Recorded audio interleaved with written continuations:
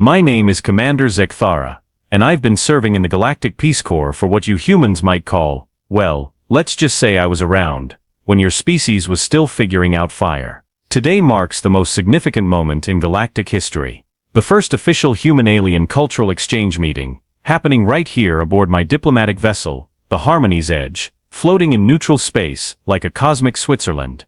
Now, before you start thinking I'm some sort of military hard case, let me clarify.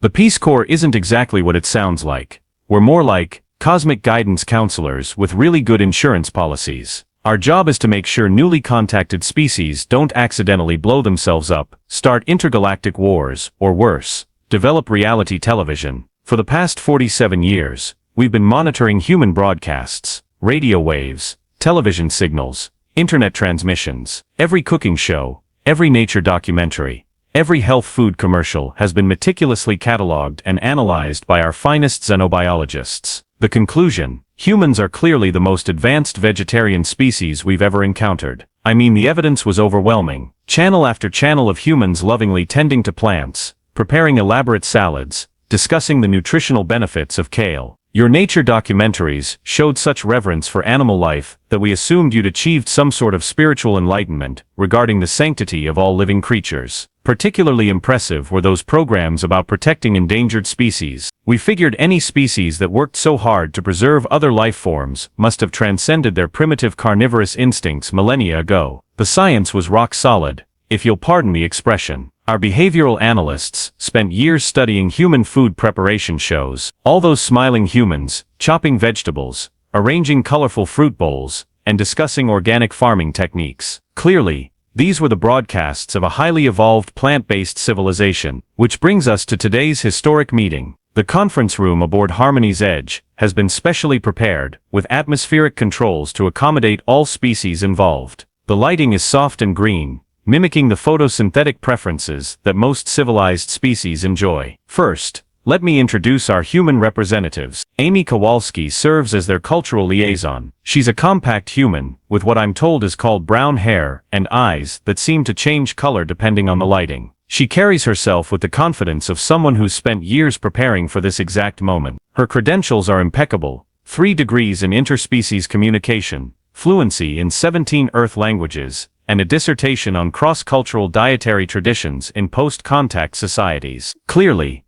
the humans sent their best. Accompanying her is Brandon Torres, their chef and nutritionist. Now this is where it gets interesting. The humans specifically requested to bring someone who could demonstrate their food culture. Brandon is what humans apparently call laid back. He's got this perpetual grin, and keeps referring to today's meeting as just another gig. He's wearing what I'm told is a Hawaiian shirt covered in small pineapple patterns, which seemed perfectly appropriate for a representative of an advanced fruit-loving civilization. From our side, we have quite the distinguished gathering. Admiral Vashi represents the Etherian collective. Imagine, if you will, a jellyfish the size of a small shuttle, but made of pure bioluminescent beauty. The Etherians sustain themselves entirely through photosynthesis, occasionally supplementing with mineral absorption from cosmic radiation. They're basically living solar panels with fantastic personalities, and an unfortunate tendency to pulse bright purple when excited. General Krafnog speaks for the Rockarian Assembly. Picture a walking mountain with the personality of a librarian. The Rockarians consume various minerals and stone formations, which they process through a series of internal geological chambers. They're remarkably patient beings, probably because their digestive process takes approximately 6 months per meal. Krafnog has been working on the same quartz breakfast for the past 2 years. Finally, we have Judge Quintara, from the Mindarian consciousness. The Mindarians are essentially sentient plants who achieve space travel through collective telepathic engineering. Quintara resembles a 7-foot-tall sunflower, if sunflowers had PhDs in philosophy and could levitate. She communicates through direct thought transmission, which can be startling if you're not prepared for sudden existential questions appearing in your mind. All of us share one thing in common: we've evolved beyond the primitive need to consume other living beings for sustenance. We represent the pinnacle of civilized dietary evolution, and we couldn't wait to welcome humanity into our enlightened community of plant-based cosmic citizens. The formal presentations began with all the pomp and circumstance you'd expect from a galactic cultural exchange. Admiral Vashi went first, her bioluminescent form pulsing gently as she described the Etherian approach to nutrition. "Fellow beings," she began,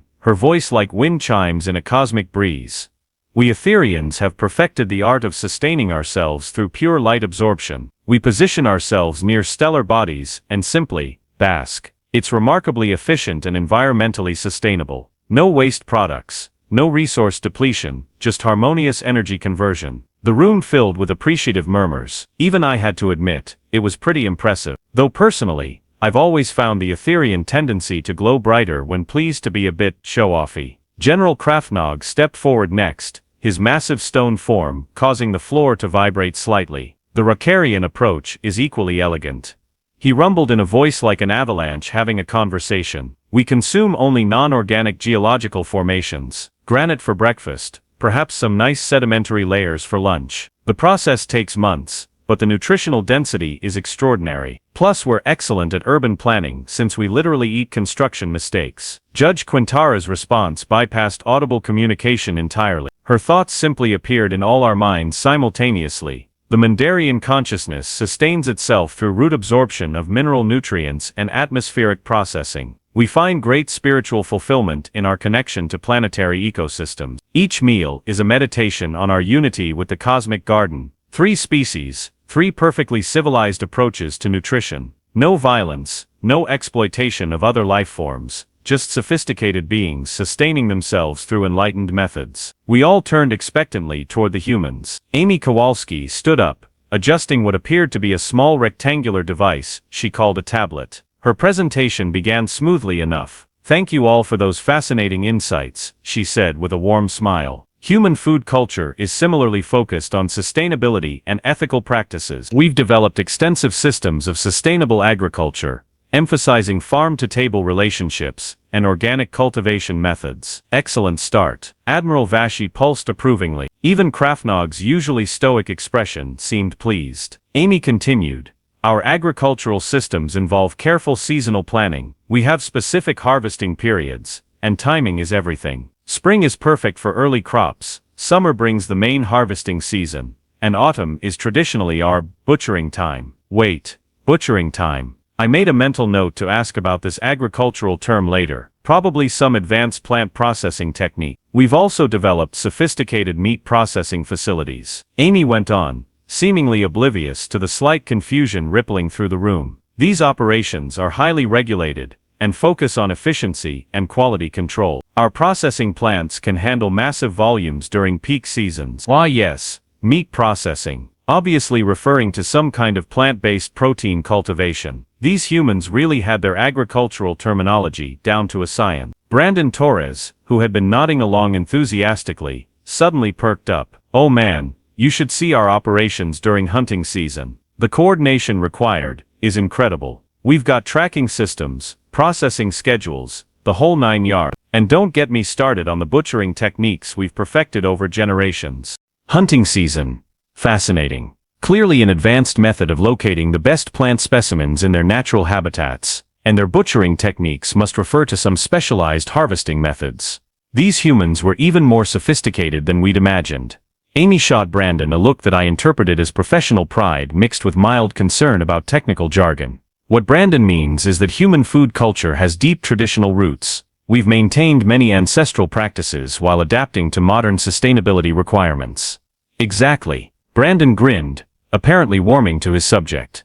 Like take our smoking techniques. We can smoke a whole side of beef for 12 hours, or do a quick hot smoke for smaller cuts. And our curing methods. Some of our bacon takes months to properly age. The room fell silent for a moment. I found myself struggling with the translation protocols. Smoking, beef, curing, bacon. These must be incredibly advanced plant varieties I wasn't familiar with. The humans had clearly developed agricultural techniques far beyond anything in our databases. Judge Quintara's thoughts flickered into our minds. These cultivation methods sound remarkably complex. The dedication to timing and processing indicates a highly sophisticated relationship with their food sources. Speaking of which, Brandon said, rubbing his hands together with obvious excitement, "I've prepared a traditional human meal to share with everyone today. Nothing fancy, just some classic dishes that really represent our food culture." Admiral Vashi's bioluminescence brightened considerably. "How wonderful. We're eager to experience these advanced agricultural products firsthand." General Krafnog shifted his massive bulk forward. "Indeed, The processing techniques you've described suggest a level of plant cultivation sophistication we hadn't anticipated. I felt a surge of diplomatic pride. This was going perfectly. The humans were clearly even more advanced than our intelligence had suggested. Their agricultural terminology alone indicated centuries of refined plant-based nutrition science. Brandon headed toward a large rectangular container he'd brought aboard. It was apparently some sort of cooling system, designed to preserve the delicate plant specimens he'd prepared. "Just give me a few minutes to set up," he called over his shoulder. "You guys are going to love this." Amy was beaming with what I assumed was cultural pride.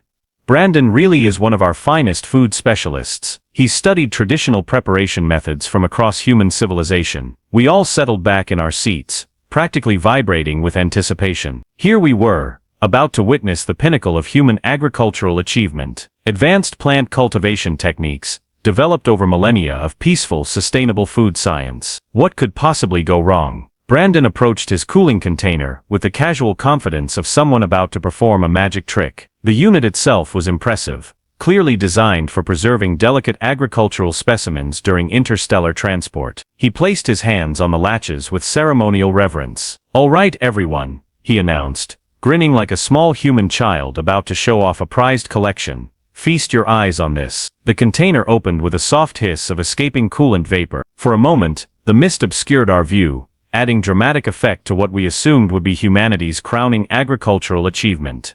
Then the vapor cleared. Sweet cosmic entropy. The first thing I saw was what could only be described as a massive slab of tissue, red tissue, with white streaks running through it. It was easily the size of a small shuttle component, and it was clearly, unmistakably, biological in origin. Not plant biological, animal biological, but that was just the beginning. Next to the tissue slab sat what appeared to be an entire creature. A whole, complete, obviously once living bird, now a golden brown color, and sitting there like it was taking a nap. Except for the fact that it was very clearly deceased and cooked. My sensory organs struggled to process what they were receiving. Strips of some kind of meat, I suppose you'd call it, arranged in neat rows. Various chunks of different colored flesh, some with bones still attached. Things that looked suspiciously like internal organs, prepared and seasoned. The smell hit us next. Oh, the smell. It wasn't unpleasant, exactly, but it was absolutely unequivocally the aroma of cooked animal protein. There was no mistaking it for anything plant-based. This was the scent of creatures that had once moved,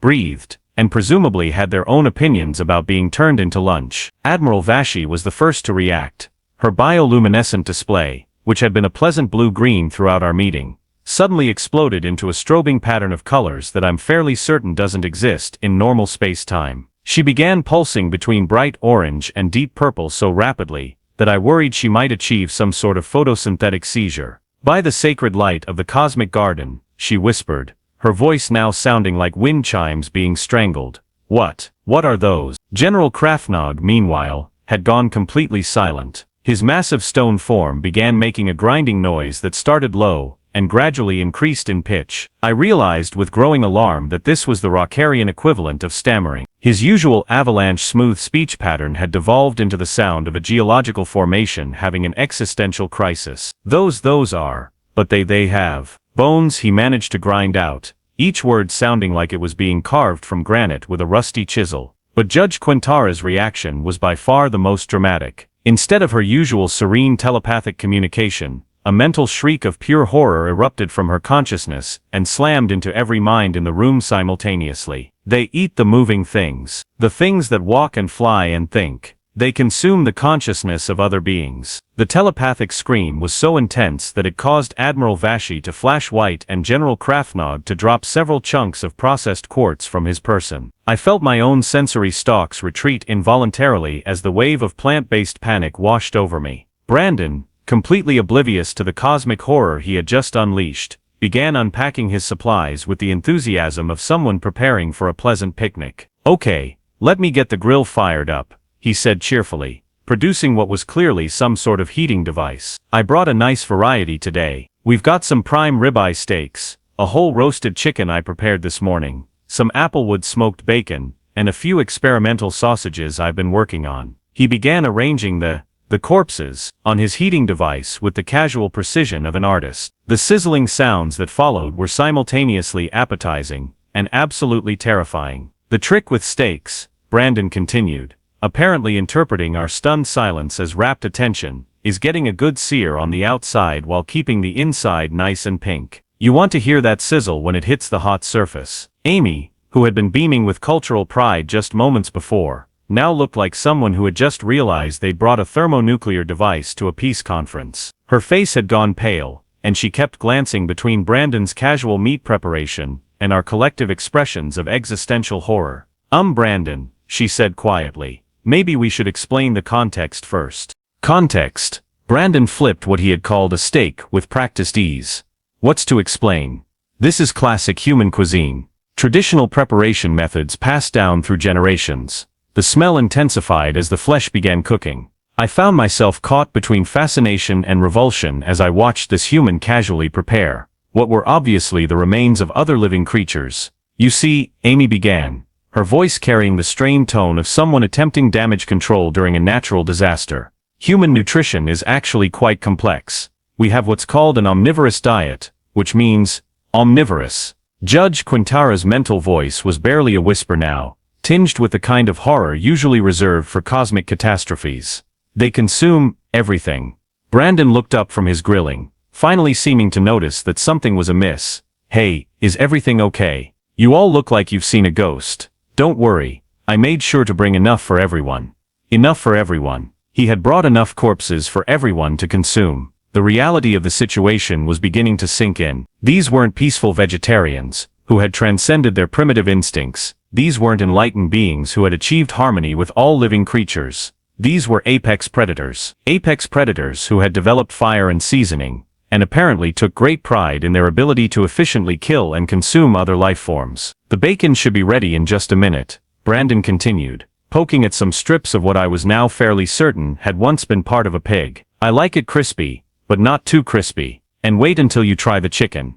I used my grandmother's recipe, slow roasted with herbs and spices. Slow roasted. He had slowly cooked an entire bird, with herbs and spices, for flavor enhancement. Admiral Vashi had stopped pulsing entirely, and was now emitting a steady low-frequency glow that I recognized as the Etherian equivalent of catatonic shock. General Krafnog was making grinding noises that sounded suspiciously like prayers in ancient Ricarian, and Judge Quintara was projecting a continuous mental loop of "this cannot be happening" with increasing desperation. Brandon flipped another piece of meat and grinned at us expectantly. So, he said, with the casual friendliness of someone who hadn't just revealed his species to be the galactic equivalent of cosmic horror monsters, who wants to try the ribeye first. The silence that followed Brandon's cheerful invitation lasted exactly 2.3 seconds, then all hell broke loose. Admiral Vashi's emergency beacon activated first, sending a priority alert directly to the Etherian High Command. Her message, broadcast in rapidly strobing light patterns, roughly translated to carnivorous apex predators posing as peaceful vegetarians, requesting immediate fleet support. Situation critical. General Krafnog's response was more dramatic. His internal communication systems began transmitting what I can only describe as geological screaming directly to the Ricarian defense network. The subsonic vibrations were so intense they triggered seismic sensors 3-star systems away. Judge Quintara, meanwhile, had abandoned all pretense of diplomatic composure,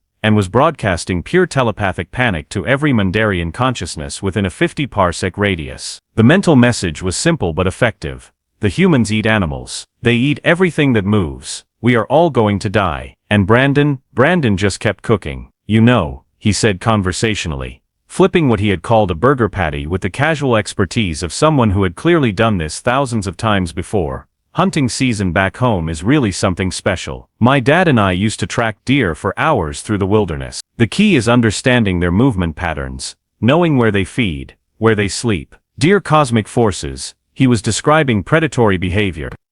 Hunting tactics. The systematic stalking and killing of other life form. Once you bag one, Brandon continued, completely oblivious to the fact that 3 separate alien armadas were now receiving emergency distress calls. The real work begins. Field dressing, proper butchering techniques, knowing which cuts are best for different cooking methods. I felt my own emergency protocols engaging. My tentacles were already reaching for the communication console when it hit me. We needed to verify this information. Surely this couldn't be accurate. There had to be some mistake. Computer, I commanded, my voice slightly higher than normal, access human historical databases, cross-reference dietary habits with cultural development patterns. The holographic display materialized in front of me, and within seconds I was staring at the most terrifying data analysis I'd ever seen. Human history wasn't the peaceful agricultural development we'd assumed. It was a continuous, relentless campaign of ecological domination. These creatures hadn't just mastered plant cultivation,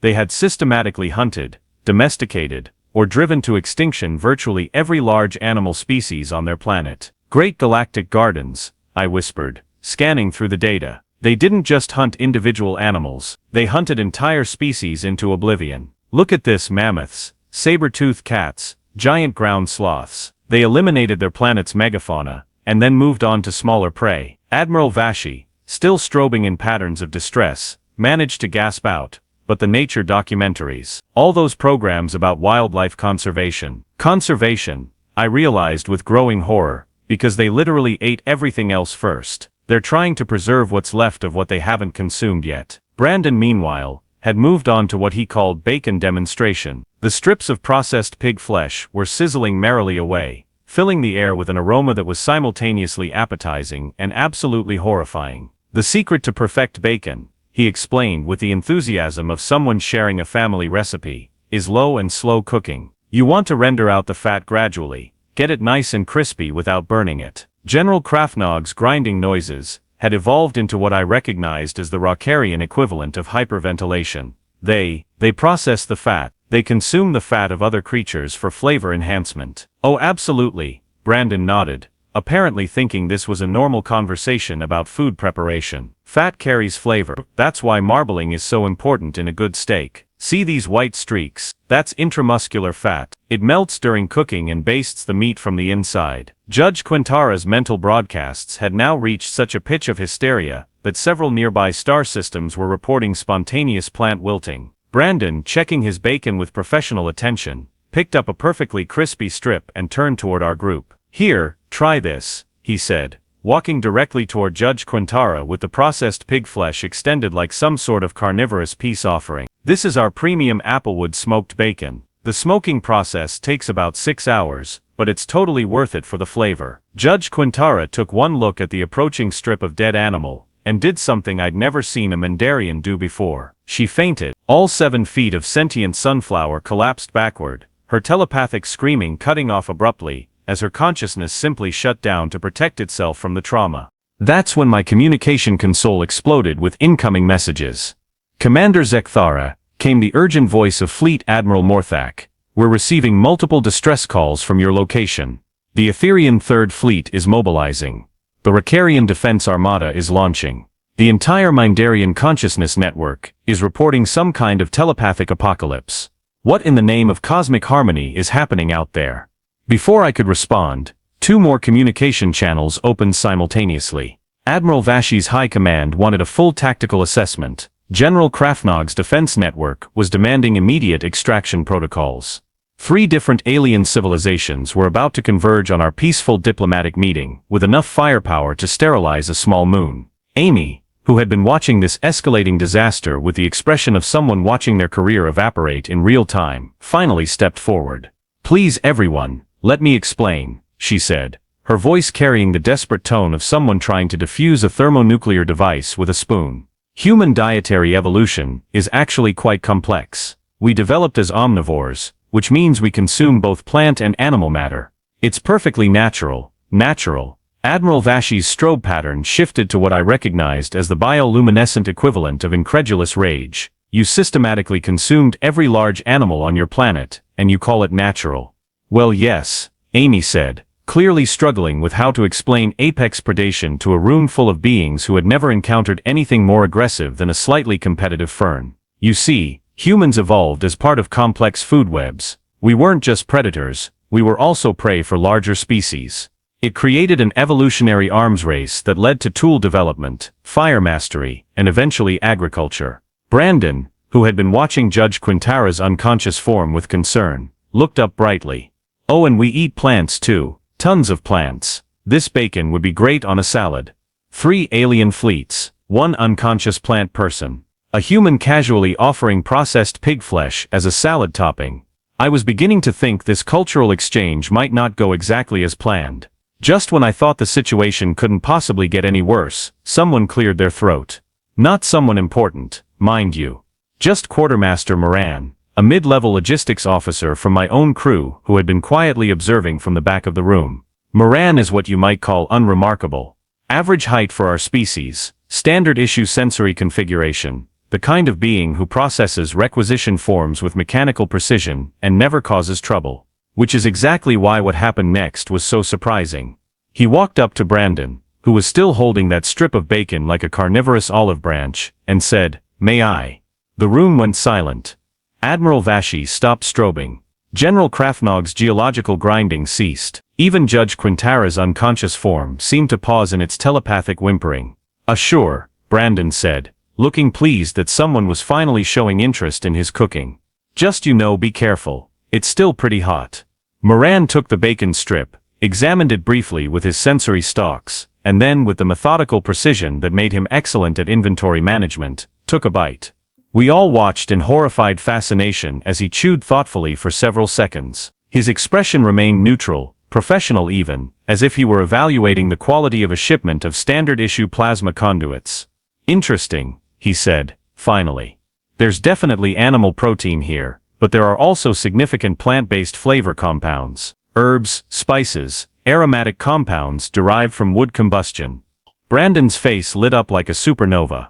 "Exactly. The applewood smoke adds this sweet fruity note that complements the salt and fat. And I used a dry rub with rosemary, thyme, black pepper, and just a touch of brown sugar. Plants," Moran continued, still chewing with scientific precision. "You've seasoned the animal protein with plants." "Well, yeah," Brandon said, as if this were the most obvious thing in the galaxy. "Meat by itself is good, but vegetables and herbs make it better. That's the whole point of cooking. You combine different ingredients to create something more complex and flavorful." Admiral Vashi's strobing pattern shifted to something I'd never seen before. Confusion mixed with cautious curiosity. "You use plants to enhance the animal matter." "Absolutely," Brandon said, warming to his subject again. "Look, humans eat everything, because we learned that everything has something to offer. Animals give us protein, and certain nutrients. Plants provide vitamins and flavors and textures. The magic happens when you combine them." Amy, seizing on this unexpected opening, stepped forward. "That's actually a crucial point. Human omnivorous behavior isn't just about predation, it's about integration. We learn to see food as a complex system where every component has value." General Krafnog, who had been silent for several minutes, rumbled slowly. "You consume from multiple sources to create harmony." "In a way, yes," Brandon said, then paused as if struck by a sudden thought. I think that's part of what makes humans good at understanding different perspectives. When you've been both predator and prey, when you depend on plants and animals and everything in between, you learn that survival isn't about domination, it's about adaptation and cooperation." The wisdom in that simple statement hit the room like a cosmic thunderbolt. Here was this cheerful human, who had spent the last hour, inadvertently causing 3 different species to call their respective fleets, casually explaining the philosophical foundations of omnivorous empathy. Moran, meanwhile, had finished his bacon sample, and was looking thoughtful. The flavor profile is remarkably sophisticated. Complex protein structures, enhanced by plant-based aromatics, and preserved through controlled bacterial fermentation processes. "Exactly," Brandon beamed. "And that's just bacon. Wait until you try the combination with the vegetables I brought for the salad." Judge Quintara's telepathic presence flickered back to consciousness, broadcasting a tentative thought. They also consume plants. "Willingly, love 'em," Brandon confirmed. "Grilled vegetables, fresh salads, herb-crusted potatoes. Plants are amazing. They just taste even better when you pair them with the right proteins." I found myself reconsidering everything. These humans weren't mindless predators. They were sophisticated integrators who had learned to find value in every level of their ecosystem. Instead of choosing sides in some cosmic food chain debate, they had simply decided to appreciate everything. Admiral Vashi's emergency beacon flickered off. "Perhaps," she transmitted to her fleet, "we should delay that tactical response." General Krafnog's defensive posture relaxed slightly. "These beings," he ground out slowly, "may be more diplomatically useful than initially assessed. As the immediate crisis passed, I watched Brandon pack up his remaining food supplies, but instead of storing everything away, he was dividing portions into smaller containers. Here, he said, offering packages to each of us, take some for later. I know it's probably not exactly your usual diet, but maybe your ship's nutritionists might want to analyze the preparation techniques. Quartermaster Moran was already sealing his sample container with the careful attention of someone who had discovered something genuinely interesting. Admiral Vashi tentatively accepted a small portion, her bioluminescence shifting to what I recognized as scientific curiosity. Even General Krafnog carefully stored a sample in one of his geological processing chambers. Judge Quintara, now fully conscious but maintaining a safe distance from the bacon, projected a final thought.